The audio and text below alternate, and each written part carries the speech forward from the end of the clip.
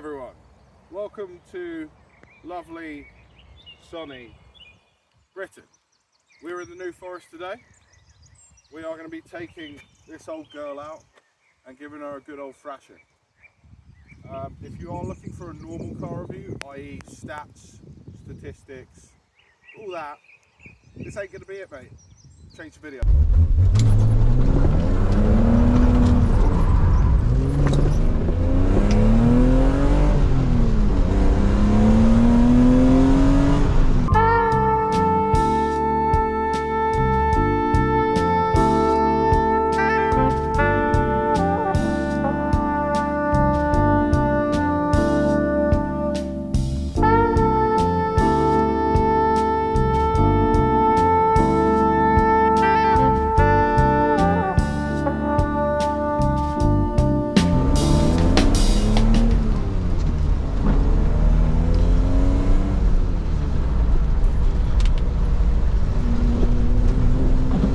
Despite the power that the car's got and the age of it more than anything, it's very, very predictable. The drivetrain on this is absolutely solid. In terms of the refinement, I don't know if you can see, but there's water all over my leg. Yes, it's raining outside, but it's also raining inside, funnily enough, because the roof isn't the best.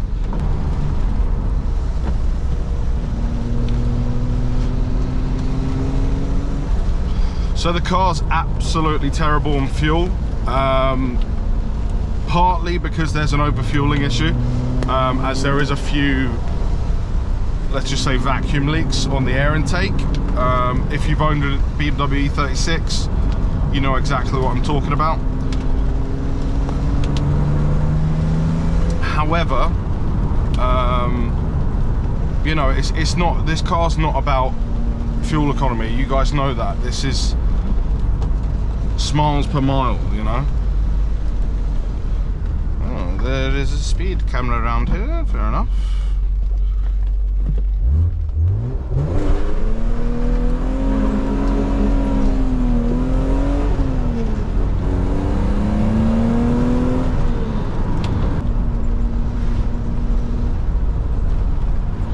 I mean, the main reason behind owning a Z3M, let's face it, when was the last time you saw another? Myself, I've never seen one actually on the road. Actually, that's a lie. I've seen one hard top on the road, no soft top. So, you know, if you want to be part of a unique club where no one else will have the same car as you, well, there's at least a good chance. It's got to be one of these. I mean, you could pick up a decent Z3M for what? Probably about 15 to 20 grand. It's kind of hard to price these cars, to be honest with you, because yeah, they're rare, but they're an acquired taste. A lot of people you'd think would go, oh yeah, you know, 3.2 litre engine, 320 brake, sounds like a match made in heaven. But you know, they are interesting looking cars, put it that way. And I don't know about you guys, Jesus, pothole.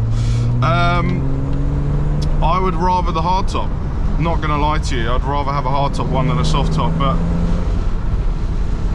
I've had the opportunity of driving this for a few days now, and I get it. I get the soft top. I understand why people would.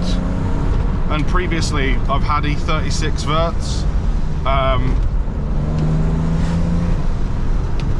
Brilliant cars, in my opinion. I know not a lot of people like them. However, vert with a hard top looks good. This with a hard top looks awesome. So yeah, if I was to own this, I would definitely get myself a matching colour hard top just to complete the look. But you could just beat the snot out of this car, to be honest with you. These engines just keep going. And I'm sure Andy wouldn't mind me saying, you know, this hasn't been looked after in the best way. Oh shit, here we go. Cattle, this is the problem with New Forest. Oh! My ass! I have no idea where I'm going, by the way, just so you know. I'm just planning on getting lost, to be honest with you. Looks like we're just going around again. Oh, here we go. Nice. But this is the kind of place where this car lives, to be honest with you. Pottering around town, it doesn't like it. It just doesn't like to be pottered around with. It wants to be in the countryside. It wants to be on the downs.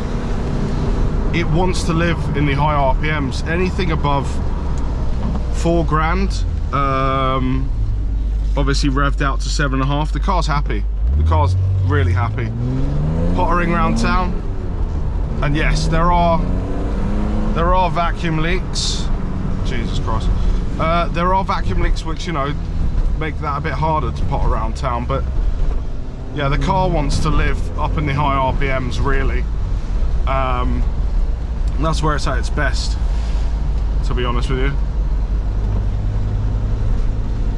In terms of presence as well, I don't think I've got as many compliments in a car than this. A lot of people just don't know what it is, but those that do are just in absolute awe. I'm not gonna lie, obviously a lot of the older generation, we're talking guys who during the 90s probably had a healthy cocaine addiction alongside being an investment banker, would have bought these. However, yeah, if we were to rev it out, 7.5. Don't worry, we're going the speed limit.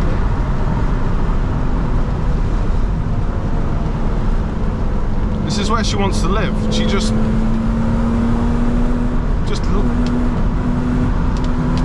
loves it. Absolutely loves it.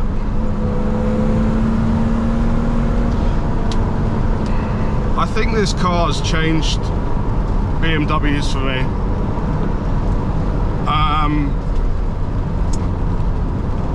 I'm not sure if I'm happy about it. And what I mean by that is I really fucking want one, or at least a 3.2. To be honest with you, I prefer it in an E36. However, I need this engine in my life, along with an E60 V10, along with a 2J. You know, the list kind of goes on. But this car has redefined a few things for me, and I'm not upset to admit that I need this. Can I get one?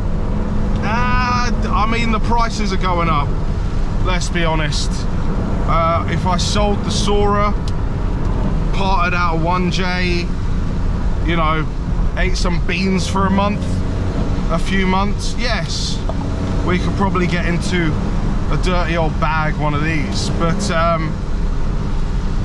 for now, I'm just gonna fucking enjoy this.